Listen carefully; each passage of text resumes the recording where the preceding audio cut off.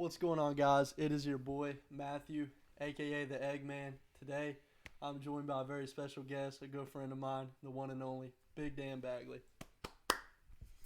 So, we've tried to do this once before. The audio is out of whack.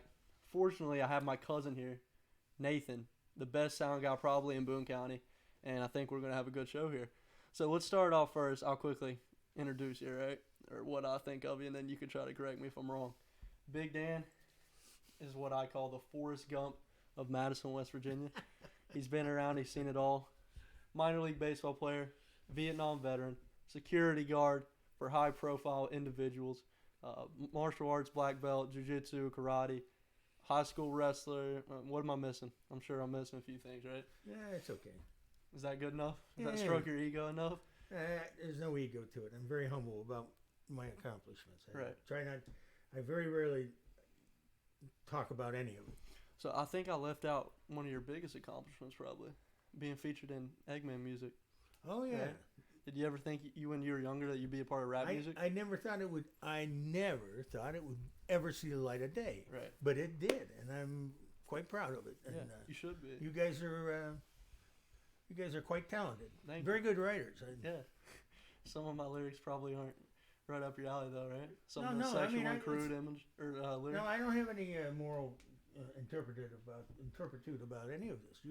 So, Entertainment is amoral, so you know. you mentioned that when you were at the Veterans Day program, right? That people were coming up to you and referencing the "Jesus, this is some sad shit" line. Is that true? Yeah, People were doing that. Yeah, it was unbelievable. As a matter of fact, all of a sudden I had people talking about. I understand you did that. Jesus, this is some sad shit stuff. Yeah. And I Well, said, you did it, not me. And no, that's what they said to me. And I said, well, how do you know this? And then all of a sudden I got informed that it's become public knowledge. It's, that your talent Right. has become public knowledge. Well, thank you first off, but No, do you you think, don't have to thank me for that. I'm going to ask you a question about That was fun. You know Actually. what a meme is, right? Oh, sure. I'd say that your meme status or you've sort of become a legendary meme, and I'm not taking anything away from. Sorry, let's get this cat out here for a second. No, But you know, I suppose I am. It's just sort of comes natural. I'm always kind of putting on anyway, so it ends up being memes. I don't know if it was due to Michael or just the power of social media in general. I feel like lately, in the past, 4 or 5 years, your meme status is just skyrocketed, right? How do you feel, or how do you deal? Because I know a lot of young people recognize you, people who are our age, or maybe people who are still in high school. Yeah, people I don't you even go out know. and people see you, and maybe they take videos or pictures. It's almost like a semi-celebrity status, right? Would you agree with that? People I don't even know. They Right. come up to me and say, "How you doing, Dan?" I mean, I don't know them. I'm sorry, Yeah. but I suspect it's probably through my son and you and Right. Nathan there and some of the other guys. My cousin Michael, and some of his friends and Right. stuff. So I mean, it's I don't know if I don't consider it a celebrity thing. I just Right. consider it. I've lived here some time now, and I've more or less been accepted. I'm not from here originally, but I've lived here long enough to be called a native now. So, are you proud when people recognize you like that? How do you feel about it? I'm mostly shocked. Because we're trying to give a lesson to the people who follow you around, bothering you. They're not bothering me. Nobody bothers me. It's just it's a shock. I'm saying, when people mention the fact about your records and me being on them and other things that I'm known for, then it seems to me it seems a shock because I try not to pay attention to anybody's life because I don't think it's my business to pay attention to them. But this is a small place and a small community, and people tend to watch each other. So I guess it's okay. I don't feel annoyed by it. It's part of the deal. Right. Part of life. Let's see. Would you ever consider rapping a full verse? No. Not just saying the beginning. Like you think you'd actually be in the song? I'm from a different era, Matthew. I'm from a different era. I mean, I can remember before rock and roll. I can remember when Elvis Presley brought his first rock and roll song, and I've lived through the creation of rock and roll and its environment or its evolution to what it is today. Right. But I like some of the more the current music. I like it very much, some of it, but I have no talent, so I'm not going to try to go. If we put enough autotune on you, we could probably figure it out. I'm too humble for that. I would not. That would be brought too much attention to me. So, let's talk a little bit about minor league baseball, right? That'd be a cool story. I know you shared it with me many times. How did that start? How were you approached? And what was the process like? I played ball in high school and summer league and travel ball and all that kind of stuff, and scouts started to come around, and there were several teams. The Phillies were one, the Baltimore Orioles, and I don't remember. There was a couple other teams. Maybe I can't remember exactly. I was thinking the Oakland A's, but it might not have been them. But anyway, but there were several. Did they scout you when you were playing in high school? Yes, okay. Yes, they did, and in the summer leagues, and now this was before the draft. This was before they had what they call amateur draft, right. And everybody was signed as a free agent back then. You didn't really have an agent, somebody representing you, because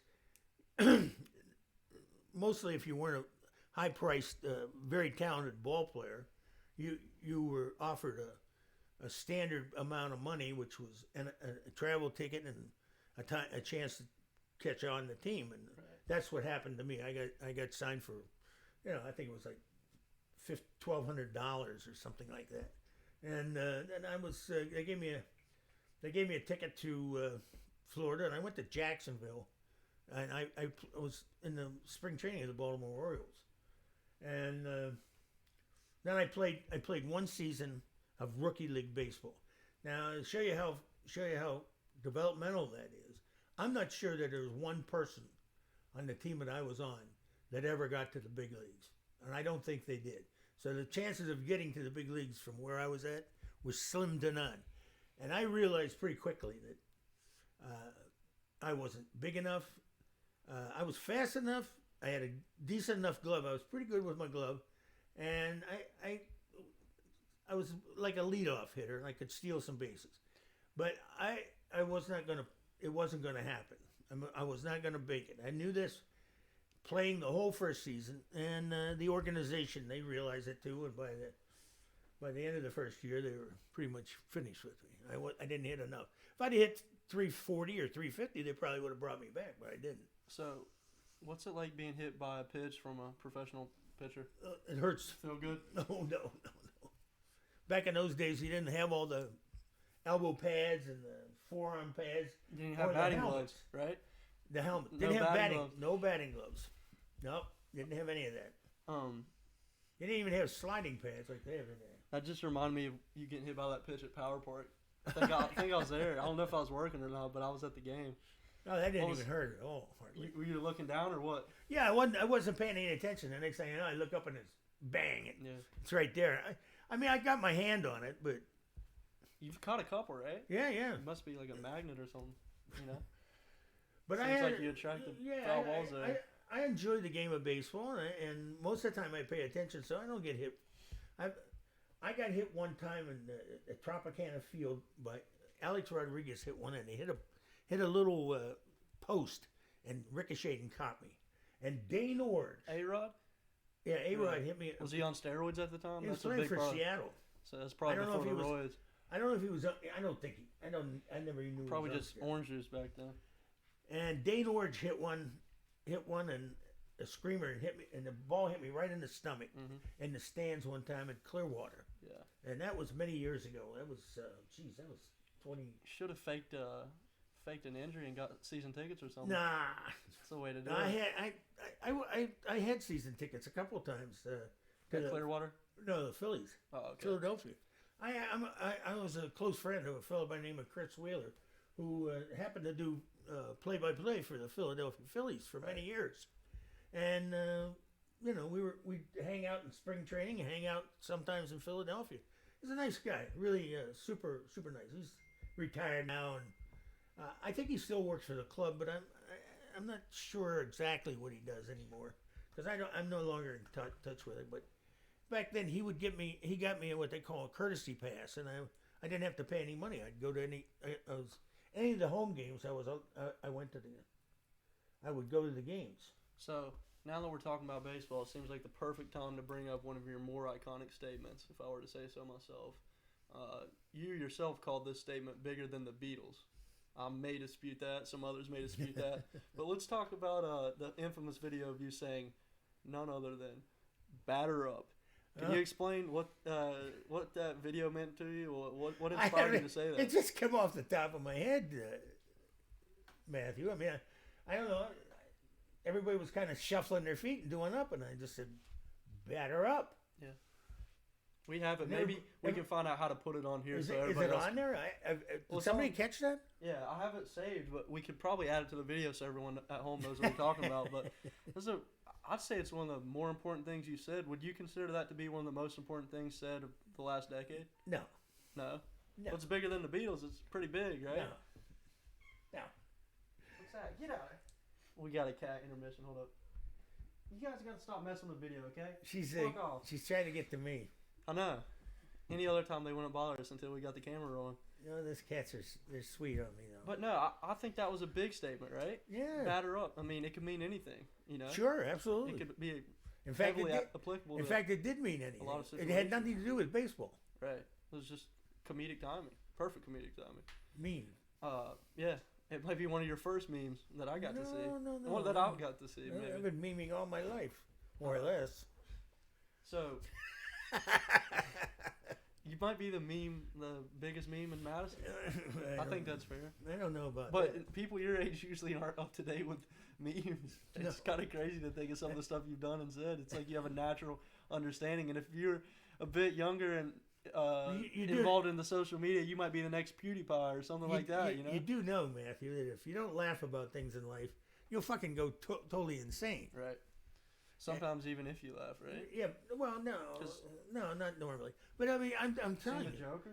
I'm telling you, you must have a good sense of humor, because you know all kinds of situations stress the living hell out of people. So if you don't have that, you know, ability to make fun of situations, then you know. You know, I always thought it was funny that I learned this many years ago when I was in combat in Vietnam. It was so miserable that you had to come up with kind of goofy things to keep your spirits up. So I can only imagine being away from home for that long. Well, being away from home wasn't the worst of it. I'm not trying to describe it like that, but you know that's definitely one of the things that I could see. I think the idea that you might be dead the next second was kind of... I didn't want to say that, but it's a pretty good way of putting it. You know, how do you feel like, okay, your generation, you didn't have a choice, right? What's that? People, you were drafted up and sent overseas I didn't to get fight drafted. I never got. Well, I'm saying a lot of people were. A lot of people your age, No, I'm sure. No, actually, that's a misconception. Really? Very much so. The vast majority of the soldiers that served in Vietnam were volunteers. I mean, there were some draftees, but nor did the draftees were any more prone to see major combat than any other bunch. In fact, they were probably less. So it's all these misconceptions about Vietnam are quite disturbing, actually, because they were. One would wonder what the agenda was to misrepresent the actual facts. Right. So, do you feel like the lack of, you know, when you're growing up, people were going to Vietnam and fighting for the country, right? You don't see anything like that now. Do you feel like that plays a role? Well, I'm saying like as far as a war where you would need a draft, or I'm not trying to discredit. We haven't had a draft till after. Sorry, this is some pop up here. But do you feel we have not had a draft since shortly after Vietnam. I'd come back from Vietnam on my last tour. I was in Fort Ord, California, and they came out with an idea. It was called VOLAR, and which was short for Volunteer Army. They abolished the draft, and they decided that they were going to spend millions of dollars on marketing and bring people into the military willfully instead of with Through a draft. through a draft. And the draft has never been reinitiated, so reignited. So it's been I don't know 40 years. So we've never used the draft since. So I did it work? I thought that we probably could have got by without the draft in Vietnam, and the reason I say that is that we probably could have activated National Guard and Army Reserve units instead of drafting, and I think that could have been done. And the sad part about it was that we had a very large commitment to Vietnam, and we had large commitments to other places in the world. So in respect, we had half a million people in Vietnam, but we also had several million other places. So draftees didn't all go to Vietnam. They went wherever they were needed to fill in. So, I love watching you on Omegle talking to those people, the communists and stuff, getting on. We should start a YouTube series of that alone. I think that'd do pretty good.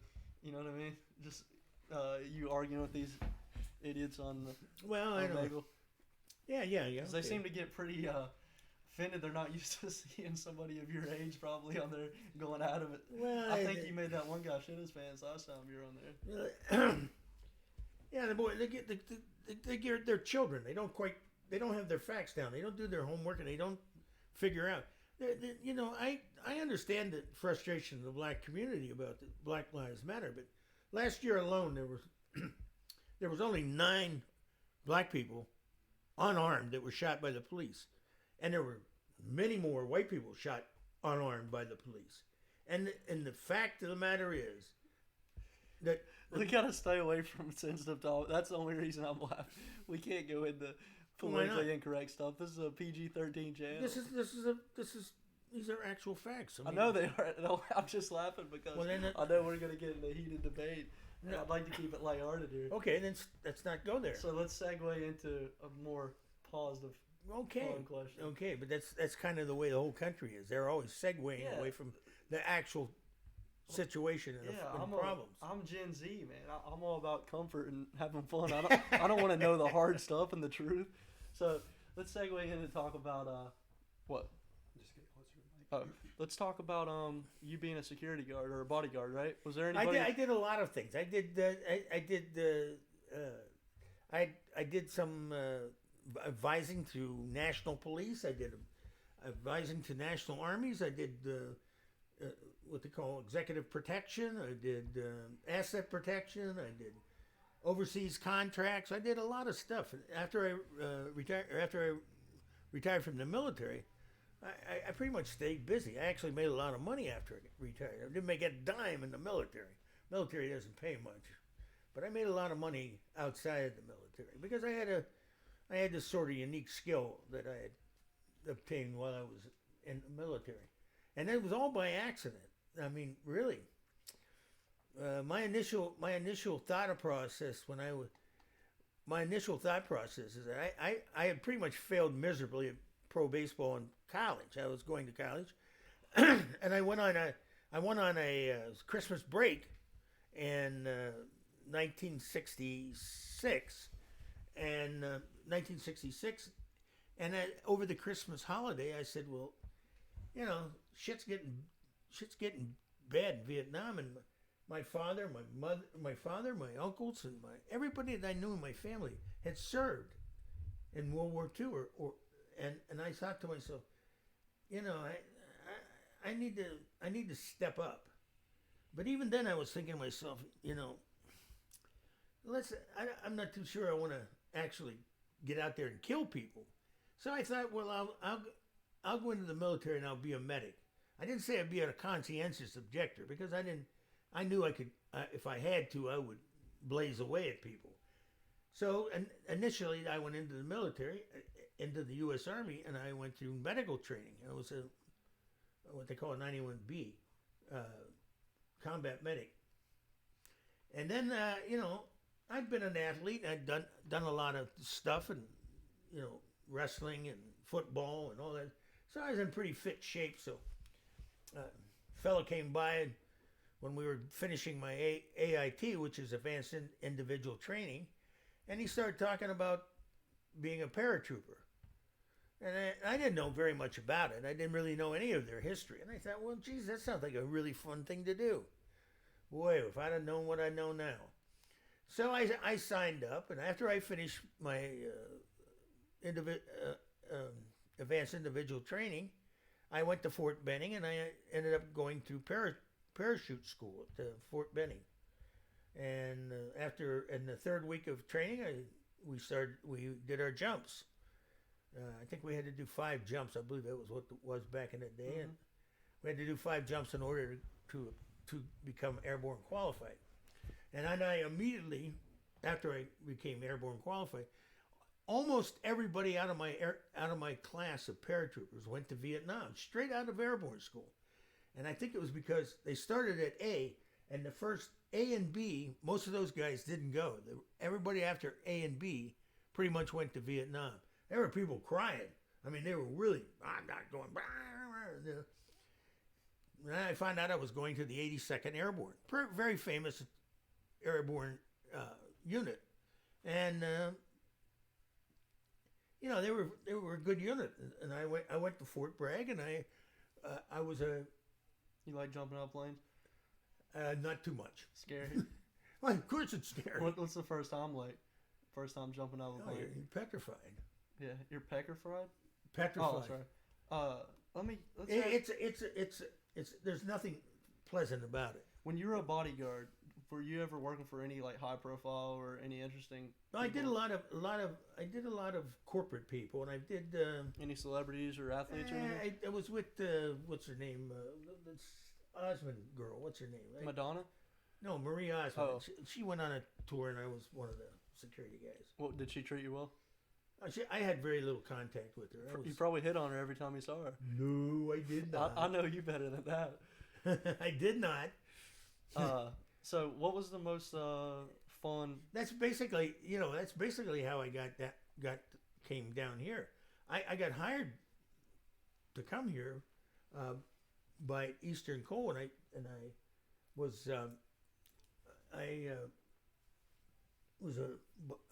executive protection for a guy by the name of Jack Berry, who was a contractor for Eastern, and I kept him out of trouble and his company up on, from getting torn up by some people that were that didn't want to have him doing any work for them. So and I stayed. And Jack was very gracious, and he was a wonderful man, and helped me through a lot of things and did things for me. And sadly, he just about a month or so ago he died. And he was a very nice person, a real good person, and I hold him in high regard. So, is it true that you were requested to be a bodyguard for Bradley Cooper? Yeah, I heard about that. They actually called me. He actually called me. So, how did he get a hold of you, and how'd somebody that go? tipped him off? Somebody tipped him off that I was a pretty good, that I was reliable. Right. And I also had, my time in the military. I was involved in Spec Ops, Rangers, Special Forces, and all that. And he'd just done that movie. What was the name of it? The movie was in. The Bradley Cooper movies. American Can you Sniper. jump on it? American Sniper, yeah, that was it. And I guess he was he sort of got into he was sort of living the role when he wanted to be around some people. And somebody tipped him off about me. But my health and my age were I was too old, too slow. Did you talk to him at all, one-on-one? Yeah, I did. I talked to him very much. That's one time. cool. Yeah, he was, he just said he had heard good things about me. Yeah. I don't know who it was. I have a suspicion it was Norman Jennings, who I have worked all kind of jobs with all over the world. Norman was a Marset Marine Reconnaissance guy. He's very old now. He's older than I am now. So, he probably. He would be one of the guys that I figured would have tipped off somebody like Bradley Cooper. So, Listen, guys, I know I'm trying to tell you that this guy's been everywhere. You might think he's bullshitting, or I am. I might have thought you were too at some point when I very first met you. I'm not gonna lie, but I've seen the data. We have the best documents. It's all documented. We have it here, and I'm seeing Dan M. Bagley. That's why I never talk about it, because there's so many bullshit artists out there. Yeah. There are people that I don't understand it. I mean, Well, let me ask you about. I didn't. I wasn't on Hamburger Hill, so why should I go claim it? Right. What's Hamburger Hill? It's a battle in Vietnam. Oh, okay. They turned it into a movie in Hollywood. So you were featured in the book called Red Cocaine, right? I was. Like I said, I didn't believe you at first, but then I flipped the page and I see special thanks to Dan M. Bagley, Dan the Man. Is that what M stands for? Man? No, Okay. it's an Irish word. Monahan is a... So what you were shouted out in that book. You were mentioned in the book. Can you explain to your involvement with the author? I was doing well. He's a PhD in something, and I'm not sure. He's former Intelligence, right? Yeah. Okay. I'm not going to say which one, No. but he's I guess he's younger. Probably says it in the book, anyways. Yeah, I'm not sure what it was. He's younger than I am, so he's probably still around. And his name is Dr. Douglas, and you can find the book. It's called Red Cocaine. And I had been on some. I'd done some contract work for the Interpol, the International Police Agency, and some drug interdiction, intelligence, deep cover stuff. And so I knew pretty much what was going on, and he dedicated a chapter to my exploits in Central and South America. I had it was a strange time, but I was well trained. I had a lot of Data. You had a lot of documents, right? No, I knew what I was doing there, so I didn't have to worry. I wasn't too worried about being compromised or anything like that, Right. and things worked out okay. I mean, I came. Was that the only book you were featured in, or No, I was featured in a book by Dan Roach, and Dan Roach wrote It's a about Phillies book, right? No, it was about Vietnam. It was called Once Upon a Time in a Rice Paddy, I don't want Pete on me. and he mentions me there several times. He had when he came into the tour to the unit. I was already been there for a while, so I was one of the few of the old timers that were still left alive, and he had the good sense. He was an officer, and he had the good sense of coming to me and asking me about certain things that how should he do this, and how should he you understand. He didn't just jump in there and try to take things over. He used his sense, common sense, and worked with my experience. So Were you ever in a movie? Or any movies? No, I wasn't. You don't think so? No documentaries or anything like that? I have no idea. Maybe. There's all that Vietnam footage on the History Channel and stuff. You might be somewhere in there.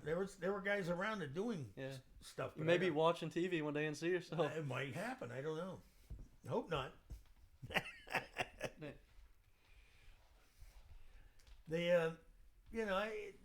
I would, when you're 20 years old and you're sent 10,000 miles away from your home, and you fight in a place that every day is life and death. Right.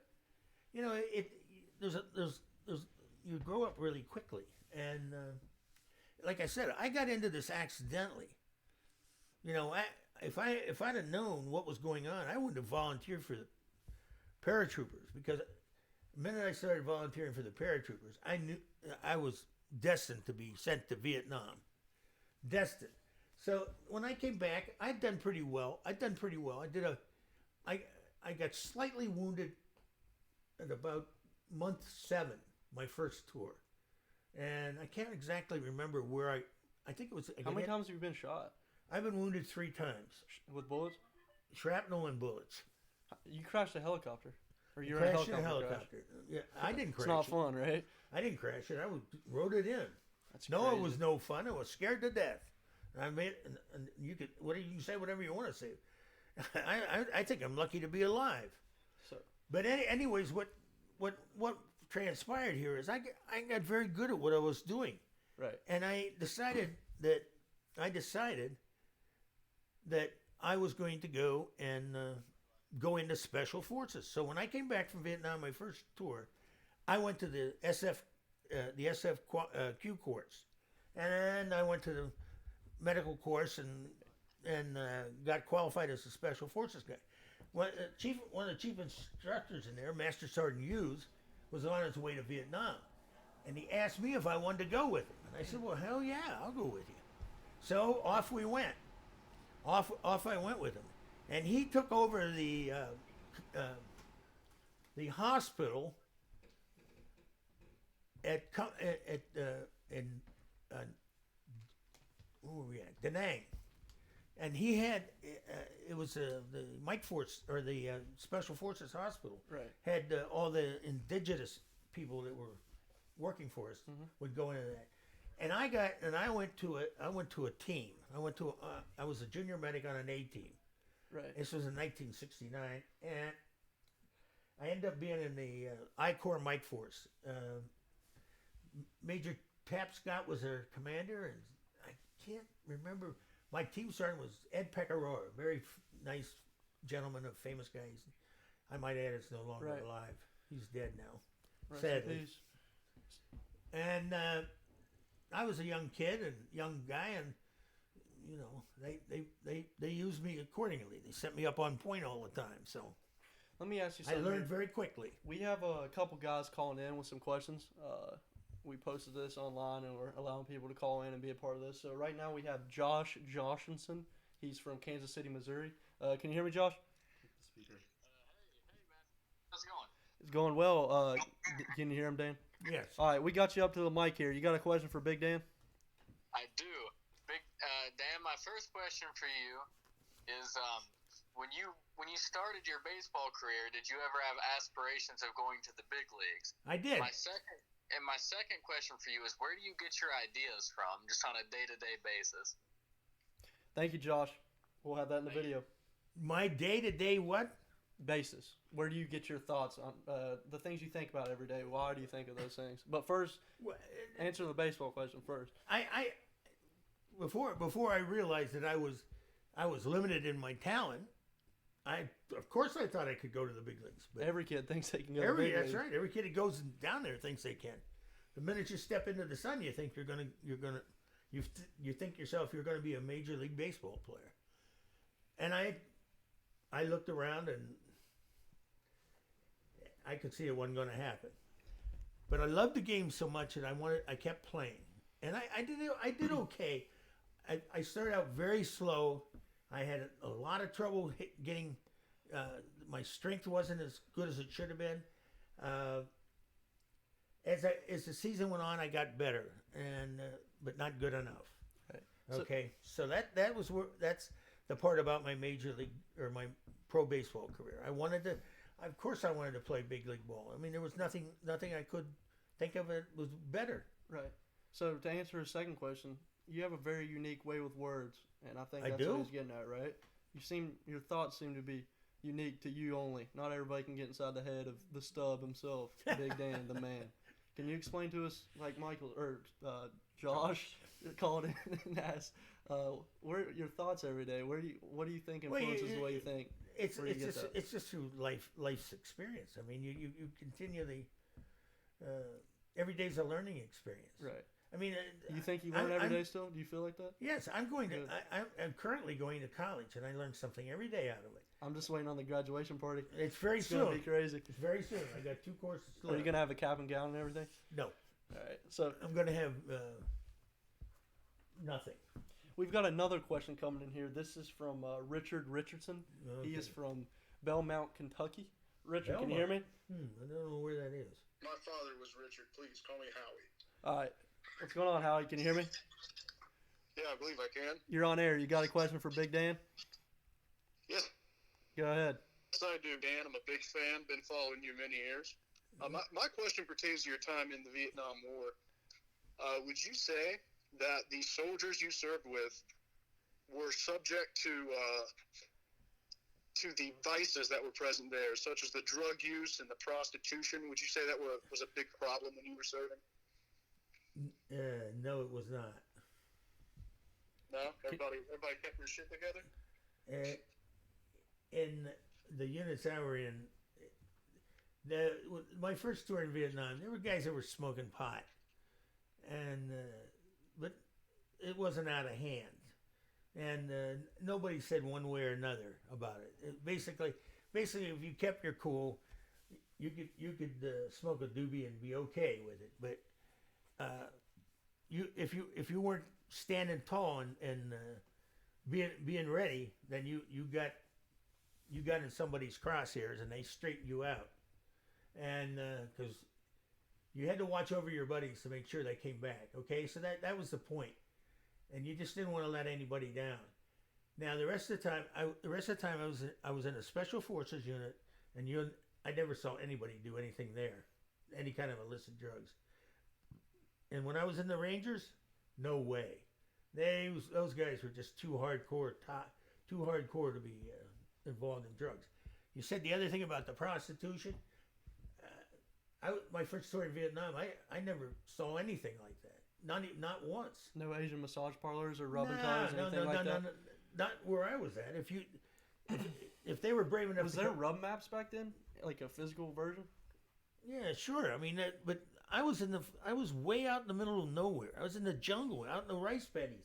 There's no bullshit tomfoolery coming out there. They knew better. That's more of a city sport, right? Yeah, you could get yourself killed coming out there. Right. Howie, is there anything else you'd like to ask? No, that's all I got for the big man. But I want everybody to stay safe and God bless everyone. Thank you. Thank you. Your question is going to be featured on the show. We appreciate it. All right, thanks a lot, man. All right, thank you. That was cool, right? We got people calling in. Yeah, Kentucky, Missouri. I mean, this is big stuff. Yeah. And you are Big Dan. You're a big superstar. No, Rap no, icon. no. Please, Baseball superstar. Vietnam veteran. Security all-star. I mean, this is a top guy. We're bringing the best data out here. And that's why I want to segue into my next little and I've made a living at it. here. So I've made a living at it. We're going to ask, I'm going to surf through Reddit here and ask you some of the top would you rather questions. So we're going to ask you a question, right? And you're going to have to choose one of the two options. If you had to choose one, you can't say neither, okay? No, really? Okay. The first question is going to be, would you rather have hiccups for the rest of your life, or would you rather feel like you have to sneeze constantly? Jesus, that's I think hiccups. You're not die. You can actually die from sneezing. Good answer. Okay. Would you rather have Cheeto dust on your fingers for a year? I think you already might have that. Or would you rather have to walk around with wet socks for a year? What was the first thing? Cheeto dust on your fingers. Well, I'd like to have the Cheeto dust. You can always lick your fingers. So let me ask you this: would you rather punch a baby once, or get punched once a day for the rest of your life by a guy named Chad? I'd rather be punched. I don't hit kids. Really? Kids. That's a controversial stance. No, it's not a controversial stand. Who Maybe would hit I'm children? just more messed up than I thought I would. Who would It's hit a joke. children? I don't hit anyone, even adults. Okay. You want to hit on me? Go ahead. I can take that kind of. You can take what? I can take people punching on me. Let's ask you this. Let me make sure I find a good one here. I'm trying to make sure we get the perfect fucking, not too deviant question. If you run out, just I can't think of it. I'm not creative segue enough into to think another of any one. myself. So no. Go into some more questions about my life. You've got me in Vietnam. Now, find out where I was at, what I did, things I did. This is stupid. I want to ask it. Chicken story? We'll get to that. We got some the people in the audience requesting the chicken story. Would you rather can't ask this. This is really. I can't ask this one. I try to be very humble and modest about things. The chicken story is over the top, I'll give it out. I'll tell a chicken story. It happened. So I have no.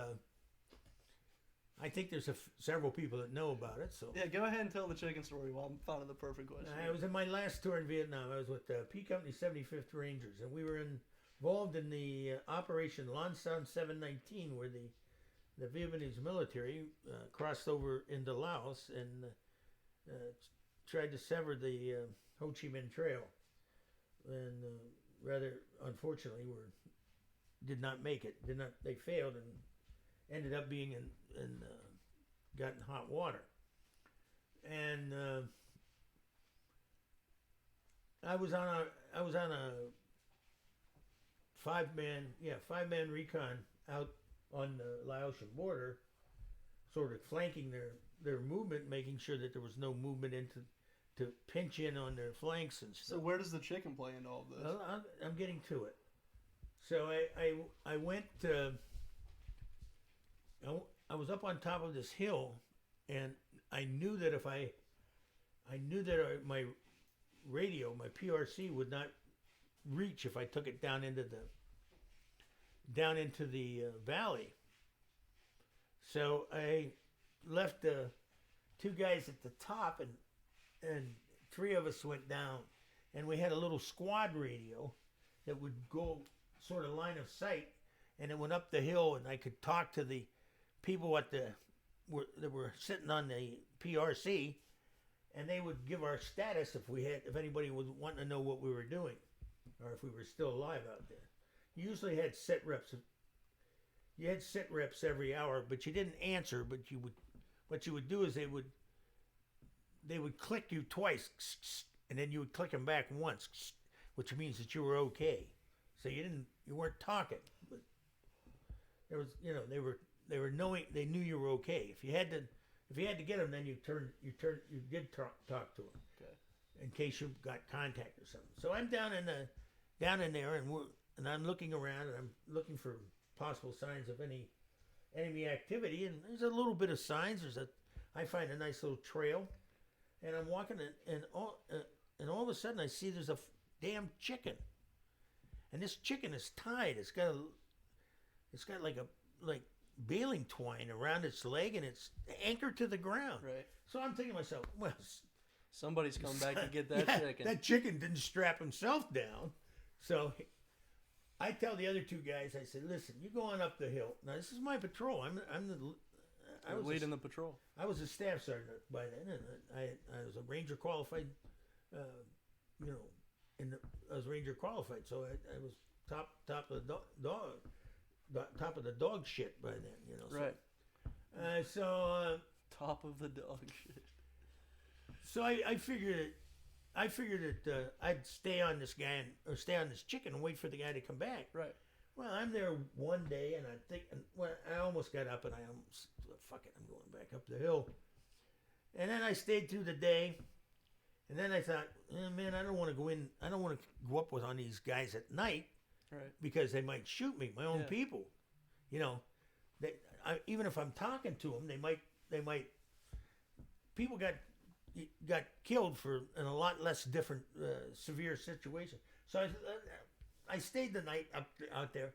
Next day, I'm about getting ready to go, and all of a sudden I look down the trail, and here he comes. Here comes a dink. He's got himself an AK-47. He looks pretty ragged. He looks like he's been up in the jungle for a little bit. He's not so, but he's by himself. Right. He doesn't see me, and I'm off in the bushes, so he doesn't see me. I let him go up, and he's looking for that chicken. He finds the chicken. The chicken starts making a lot of noise, right. So he finds the chicken. Yeah. But he doesn't know I'm there. Yeah. So I just sort of, I raise up and let him have it. Yeah. I got one more question, Dan. Yeah. What do you do to the chicken?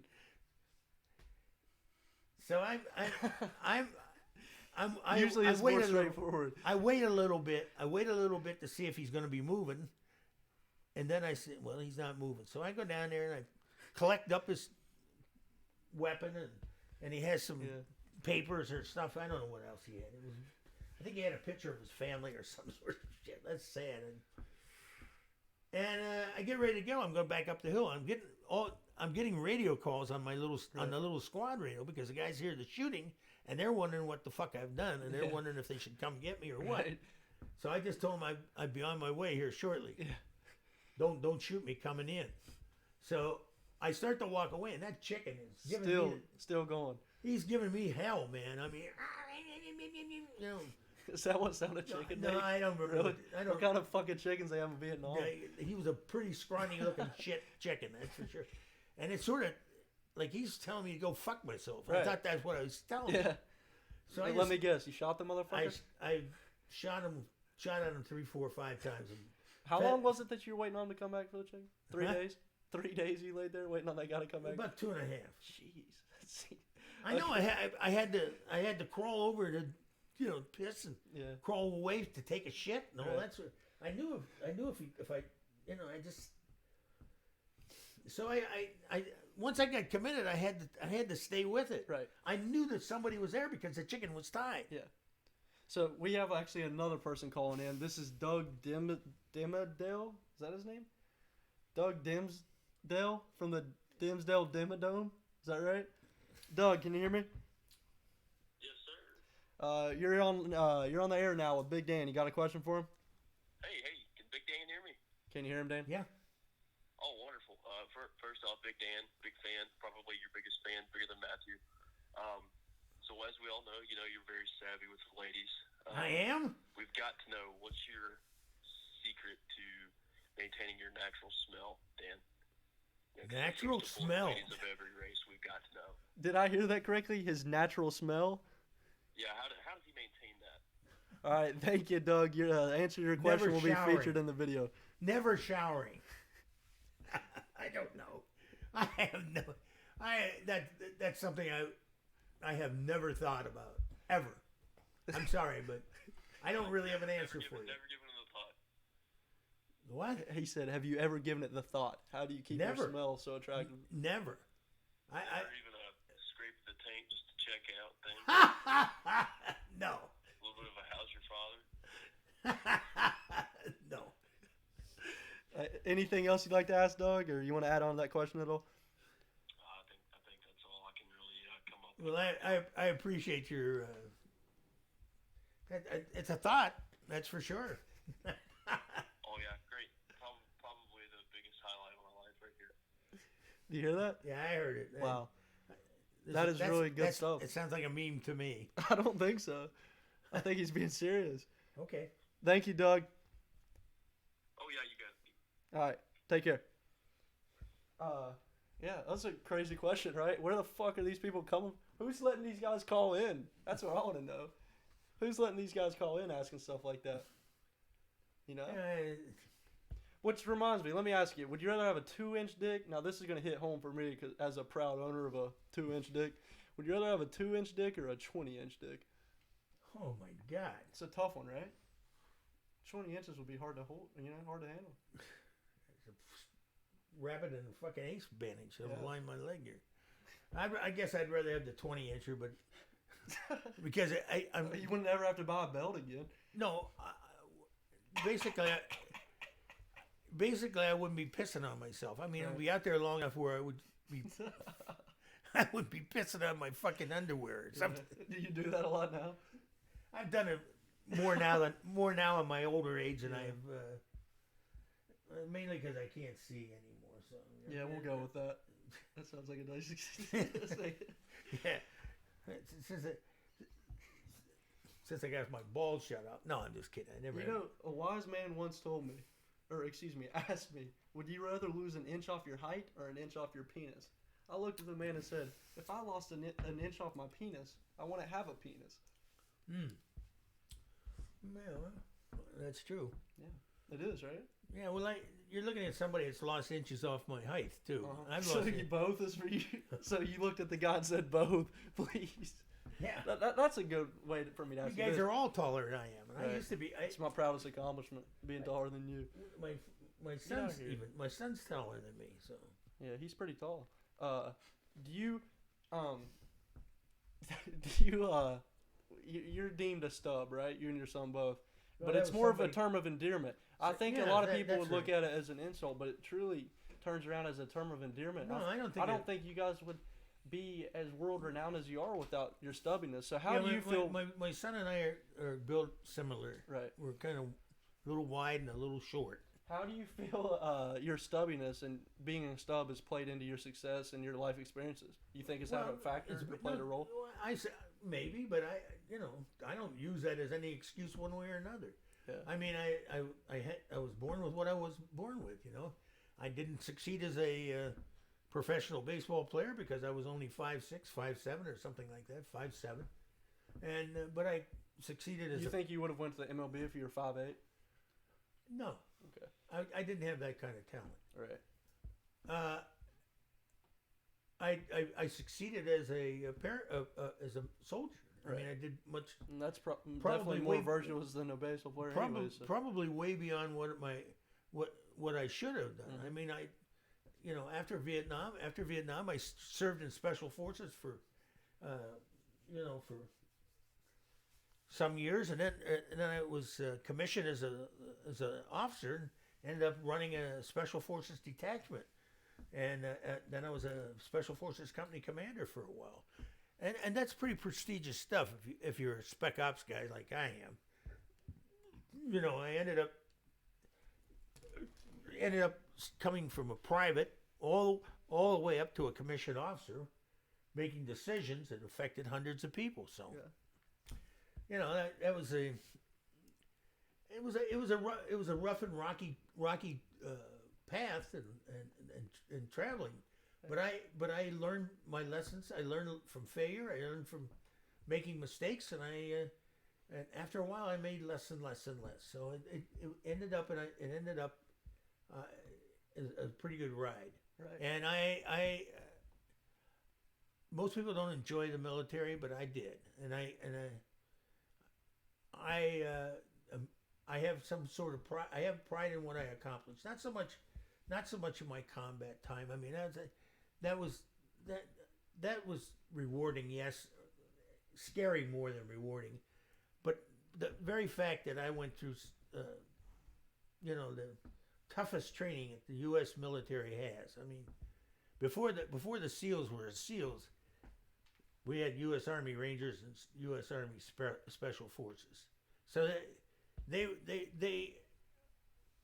what the SEALs, I take nothing from them because they're very good, but everything they learned from us. They learned everything. I see when I watch videos of their course and their training, and I see the Rangers stuff all through there. I see Special Forces stuff all through there. So they've copied a lot of the stuff that I was basically the start of, and this was 50 years ago that I was doing this, and I'm telling you that the SEALs were not around when I first started doing this, and they weren't they did okay in Vietnam. They weren't great, but they did okay. Right. But they've got very, very good at what they're doing. It's hard for me to. All right, go ahead, sir. But it all comes to the fact that it came from the Rangers and Special Forces people, and we can take that away from what's going on today in the world, and the success of the U.S. military and the war on terrorism is directly in response to what guys like me did back in Vietnam, right. And how we learned and how we put everything down and how we trained and it's that legacy there. I feel much more comfortable with than the fact that I was in major combat. Right. You're making it hard for me to ask you these dumb questions when I'm just going from heroic Vietnam stories to these stupid internet questions and stuff. I'm feeling kind of bad. You think it's going to be insensitive in the video? We have it like that? I have no idea. I don't think so. Right? I don't care we about can bounce around. So that is the perfect time to ask you. A person on the internet asked it, would you rather be caught masturbating by your mom or walk in on your mom masturbating? You don't have to answer, but we'd like to hear. I'd rather have her catch me. You ever get caught jerking off anybody? I can't think of it. No. You don't have to say. That's your way. I can't think of it. That's like pleading the Fifth Amendment. You just. No, I don't remember ever. I'd say I've probably been caught jerking off about 7 times, probably. And you know what I mean? Just being honest. I'm not. Matthew, you can't be. It's been years. Luckily, I've kind of tightened up with it, but you don't do it when people are in the house. Yeah. That might be a good place to start. Yeah. Let me ask you this. I'm going to sort of extend on that strange question from the caller about the smell or whatever. I'm going to ask. I didn't quite get that. I didn't either. It's kind of weird, but it did remind me. I think when we first tried to do this podcast, we were talking about a lot of young guys now, for one reason or another, are struggling picking up women or feeling confident around the ladies. Why? Well, you wouldn't get it, and that's why we're going to ask. We want Dan, the man, the stub, the legend, to tell us, how do you get a girl if you're a young man today? Lay it out for us. How do you pick up Compliment her. And then what? Compliment her. That's it. Yeah. She'll be forever grateful for you telling her how pretty she is, or how cute she is, or whatever. Right. And be honest with her. Be honest with the girl. A girl. So how do you transition from a compliment to, getting that meat going? They'll make up their mind whether they're gonna or not. Right. So what you're saying is the first impression is really important when it comes to picking up. It is. What do you say to guys struggling with anxiety or whatever, and they're afraid to? Well, you're gonna fail 9 out of 10 times, but right. if you succeed 1 out of 10 times, then you're a success. Yeah. I had this little thing I used to tell 10 girls a day. I used to say to them, you're really cute. I'd like to go out with you sometime. Here's my number. If you want to go out with me, call me. Now, when I was younger, I would get 3 to 5 calls from those 10 girls. 3 to 5. Yeah. And I'd probably score with several of them. Right. Easily. No doubt. And, I gave them the option. The safe option. They didn't have to call me if they didn't want to. I also demonstrated there was nobody going to be on my telephone line bitch moaning about me or another woman or something. Yeah. Okay? So they understood. So your main piece of advice is become comfortable with failure, right? Yeah. You have to be willing to fail. Absolutely. Don't take it personal. Okay. Now I'm going to ask you a question. This is something one of my friends wanted to know. This isn't me. No way. Can you get hot girls if you got a little dick? Yep. Nice. We're going to move on from that and say, oh shit, I had a good point to make here. Girls are not interested. Girls are not interested initially on the length of your dick. Right. They're interested on the length of your heart. Yeah, they're whether you're a nice guy or not. Right. That's good to know. For my friend, not me. Anyways, I'm going to ask you about something that you asked. I think we were at a restaurant one time, and I think we were at Subway or something, and I was telling you that this is for educational purposes, by the way, this didn't actually happen, but I was trying to ask for advice on how I could eat this girl's ass, right? And I was asking you, like, how do I bring it up or how do I get it? And you said to tell her or to message her and say, "You're very beautiful. I'd like to eat your ass sometime," right? And it always stuck with me, and I haven't tried it yet, I'll be honest. But why not? Yeah. I mean, it seems kind of too straightforward for me, but it might be so, like, it might be the beauty of it, right? You got nothing to lose. Yeah. I mean, you let her know what your intentions are. Well, the only problem is now they take a picture of it and put it on Facebook, and your grandma sees it. You can't do that. You know what I mean? Be respectful. Not like the old days. Be respectful. Don't go to media. Yeah. Just do it privately. In person. Yeah, in person. Just look at her and say, you're really beautiful. That's how you get a restraining order. No.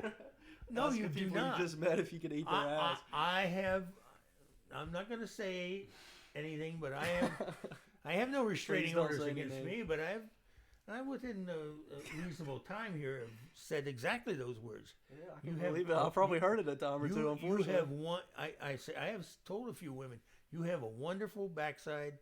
Yeah. And I'd like to lick it. Yeah. I have. Well, and they mostly just laugh and smile. I mean, sometimes they do. They want it. Sometimes they will. I mean, I may be old, but I'm not fucking dead. Yeah, I think we were at Subway when you brought that up. Yeah, and that's what I was going to talk about. They started selling Fermunda cheese. Did you know that? Oh, come on. Stop with No, I'm serious. Stop with the jokes. Fermunda cheese. Couldn't even get it. That would have been beautiful. Yes, I got it. From under your balls. No, from under these nuts. Yeah. You got to start saying that to people. No. The funniest thing I ever said to Big Dan was I called him, and it was his birthday or something. Like, happy birthday, man. And, oh, thank you.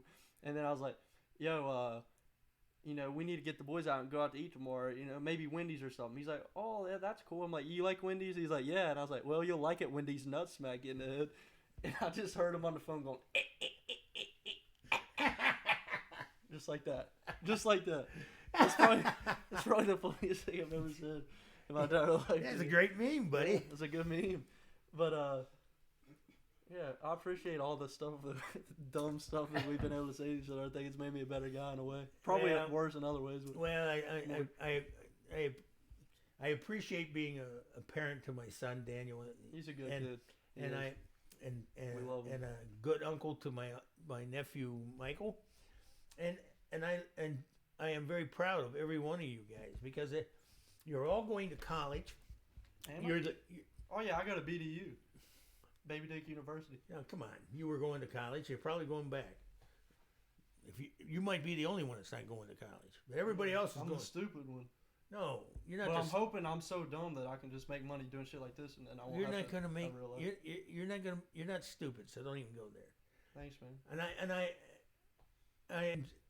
am very proud of every one of you. Thank you. Every one of you, because you're going to be the future of this community and the future of our country. That's a scary And- future. No, That's it a is not. scary You future. guys have your shit together much more than I did. At your age, the age you are now, I was a fucking basket case. I mean, you know, I didn't have Where are any. you now? Well, I'm an old perv now, I remember that one time. an old creeper. Yeah, that's what you're saying to some girl that one day. Don't say any names. I don't think I know who it was anyway. But you're like, you better watch out. I'm a creeper. And you're like, but not a bad one or some weird shit. Like, I might have said that. I wish I could put the video of you with the banana peel on your head. That'd be funny. It's like, hey Dan, you got a fucking banana on your head. No, I have a banana peel on my head. Did you really not know that was there? You're an idiot, man. You gotta be. I didn't know it was there. Come on. That's crazy. I'm easy to fool. One of these you know. days, somebody's gonna drop their nuts on your forehead. You're not gonna know what the fuck. That's happened before. Don't worry. Really? Tell a story. Come on. Right, We got the guys- camera on. Tell a guy- fucking story. Guys in special forces will. Put their nuts on anything. Oh man, they'll walk into a shower and stick their cranks in the crack of your ass and everything. You got a nice little bald spot on the top of your head. I can drop I know. another deal. That'd be But, a good but YouTube you get, video. you see, there's two things you got to watch when you're in special forces. Cock and balls. No, that ain't the two. One thing is you don't ever bring your wife or your girlfriend around them because every one of them will try to fuck her. Right. Absolutely, every one of them. They have no scruples. Yeah. Not a lick. Hey, that's my wife. Scruples. I don't care. You know, they don't give a shit. And the other thing is don't let your money lay around. That'll go too. So, I mean, it's a different world there, and I grew up in that world. I grew up in that world, and I was in that kind of no compromise system for quite some time. So it absolutely influences my life and how I conduct my life. Right. And I mean, I enjoy the company of you guys because I think you're like I said, you get your shit together. Every one of you do. Thank you. And most of the guys I knew when I was 18, 19, 20 years old, Christ, we didn't know where we were headed and what we were going to do. We got up every morning and ate breakfast. That was about as far ahead as we planned. Right. But you guys have got a whole bunch of desires and a whole bunch of stuff that you're heading for. I mean, I can't believe how Jackson and my nephew Michael are doing, and Right. Seth Mullins. I mean, Josh Johnson. and Wes, and I'm proud of Good guys, right? Yeah, they're super nice, super good guys, Right. and super straight guys, and mature for their age, much more than I was at 20 years old. Right. You know, Very mature gentleman, I would say. yeah. Vietnam did it for me. It turned me, from a kid into a man. But you guys have turned into men without the benefit of Vietnam, which is commendable. I mean, I have to give you. You guys are terrific. And Right. I think that I think that there's a lot of good things that are going to come out of this group of guys that you all hang with. You and Nathan and my son and all of them. There'll be a lot of good things happening. Yeah. I hope people watch this. I think we did pretty good, right? I think we did better than we did in the first one. I feel like this was pretty. You think it was entertaining? I haven't mentioned any You think it was criminal. good? I haven't mentioned any criminal acts. Yeah, that's good. That's good. We want to make sure we stay away from that for sure. Yeah, I haven't. Okay, I'm not gonna say any more about criminal acts. I was about to step on my wanker again. Yeah. I would too if it was that big. It had nothing to do with what I had said before, but it had to do with stuff that goes on around here. So Yeah. I'm not gonna say nothing any more. illegal happens. No, I mean, we're good absolutely guys, not. for sure. Well, I'd like to talk more, but I mean, we could do this more than once. Maybe once a week or something. We'll get together. Once a week. If people like hearing this, we got to. We got to give the people what they want. My life is not that interesting to be on once a week. Once every 2 weeks, maybe. You Not- might be not- that interesting. Once every 2 or 3 years, maybe. Yeah. I don't know about that. But I'd like to, interesting fact is that I'm 2 courses away of getting my second degree. I'm going to put my degree up there We're against ready. I'm the excited first for one. you. And both of them, I might add, are bullshit degrees. How about this one? This is a bullshit degree. A I'm not- degree. I'm not going to make a dime off of either one of these, either one of those. Are you degrees. excited to join the workforce? I'm not joining the workforce at all. I'm retired. But what I am going to do is I'm going to go on and I'm going to do some more levels of education, or at least I'm going to attempt to. Okay? Yeah. So I continue.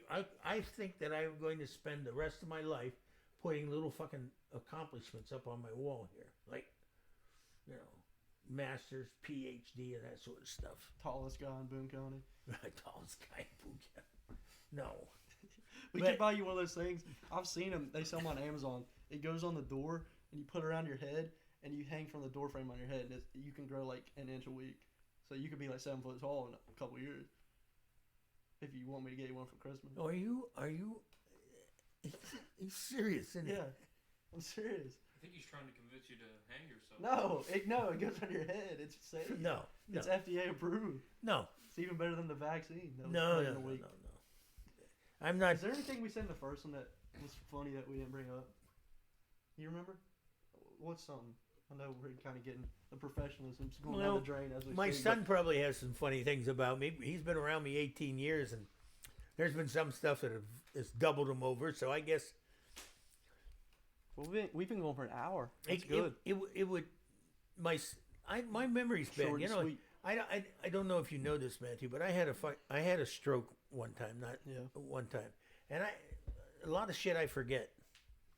I forget what things that I'm doing and have done. I really do. I forget. Yeah. And I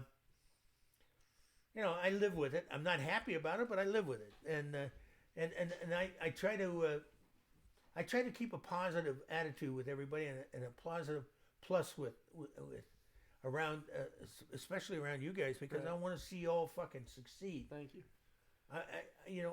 I'm amazed the scope and the breadth of where you all are headed.